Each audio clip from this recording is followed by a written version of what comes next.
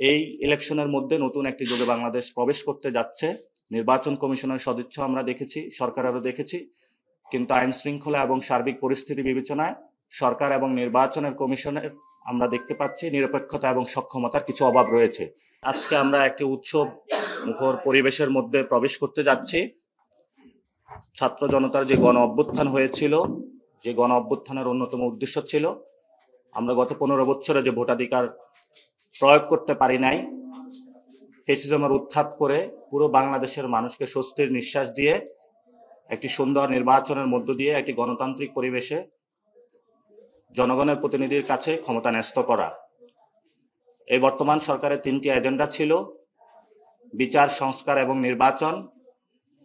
শেখ হাসিনার রায় হয়েছে, বাস্তবায়নের প্রক্রিয়ার জন্য আমরা অপেক্ষা করছি। সংস্কারের বিষয়ে ঐক্যমত কমিশন গঠন হয়েছিল, আমরা সকল দল মিলে একটি পর্যায়ে এসেছি। এটার জন্য নির্বাচনের দিন গণভোট হবে এবং আমাদের লাস্ট যে কমিটমেন্ট ছিল সেটা হলো একটি সুন্দর জাতীয় নির্বাচন। আজকে সরকার এবং নির্বাচন কমিশনকে ধন্যবাদ এবং স্বাগত জানাচ্ছি যে তারা ইলেকশনের তফসিল ঘোষণা করেছে। আগামী 12ই ফেব্রুয়ারিতে বাংলাদেশ একটি সুন্দর নির্বাচন দেখতে যাচ্ছে। আমরা একটি কথা বলবো, সরকার এবং নির্বাচন কমিশনের নির্বাচন নিয়ে সদিচ্ছা রয়েছে, কিন্তু নিরপেক্ষতা এবং সক্ষমতার অভাব রয়েছে। আপনারা জানেন নারায়ণগঞ্জে আমাদের 3 জনকে ছুরিকাঘাত করা হয়েছে। ঢাকা 2-এ এনসিপির নিউজ করার জন্য একজন সাংবাদিককে মারধর করা হয়েছে। আপনারা জানেন বিভিন্ন জায়গায় আরো অস্ত্রের ঝনঝনানি আমরা শুনতে পাচ্ছি।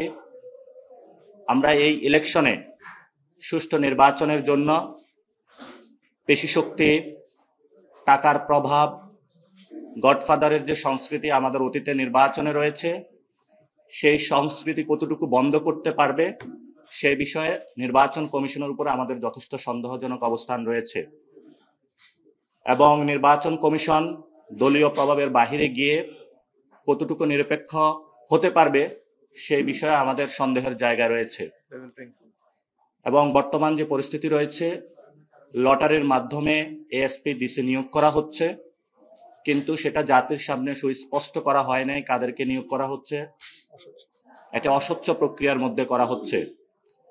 এবং সরকার গণভোটের যে প্রশ্নবোধক চিহ্নগুলো রেখেছিল সে বিষয়ে আমরা সুস্পষ্ট ব্যাখ্যা চেয়েছিলাম, আমরা এই পর্যন্ত কোনো সুস্পষ্ট ব্যাখ্যা পাইনি।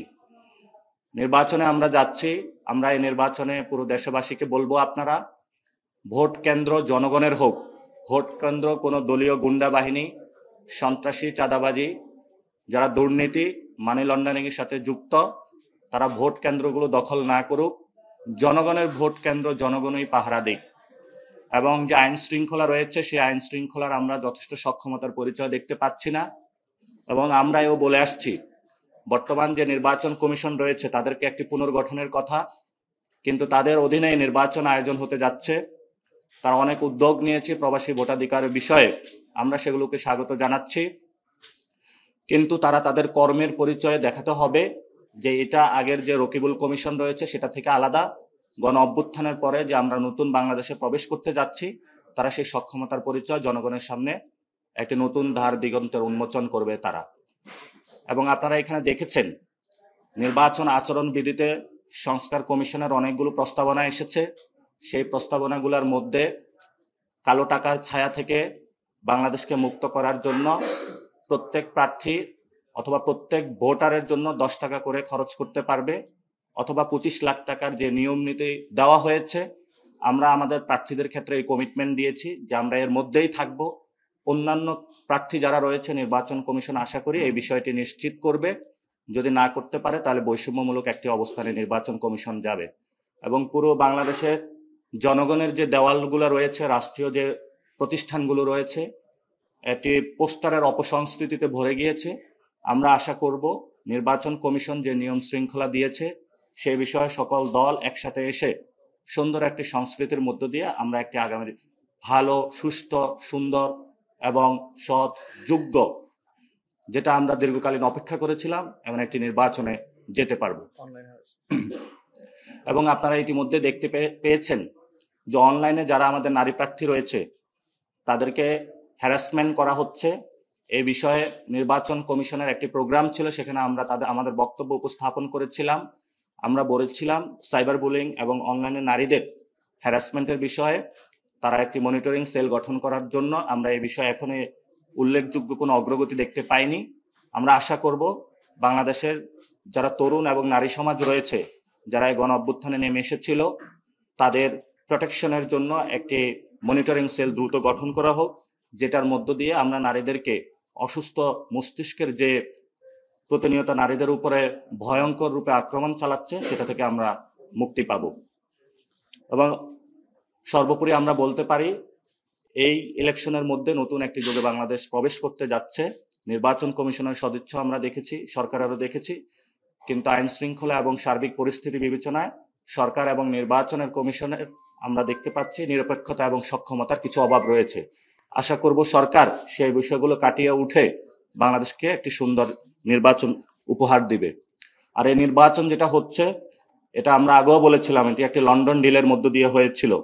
এটা যদি দেশে ঘোষণা হতো, বাংলাদেশের সকল দলগুলোকে নিয়ে, সেটার মধ্যে মানুষের আস্থা এবং বিশ্বাসের জায়গা অনেক বেশি এগিয়ে আসতো। এবং এই সরকার গঠন হওয়ার পরে এই সরকার নির্বাচন করবে না বলে যারা অভিযোগ করেছিল, যারা এই সরকারের উপরে ঘাড়ে বন্দুক রেখে সংস্কার প্রক্রিয়াকে বাধাগ্রস্ত করেছিল, তাদের সেই জনগণকে ভয় ভীতি ছড়ানোর যে তারা আশঙ্কা প্রকাশ করেছিল, সেই আশঙ্কা আজকে হলো সরকার দূর করলো। আমরা আশা করি যে ভবিষ্যতেও যে রিফর্ম অ্যাসেম্বলি হবে, গণভোট হবে, সে বিষয়ে সংস্কারের পক্ষে পুরো বাংলাদেশের জনগণের পক্ষে তারা দাঁড়াবে।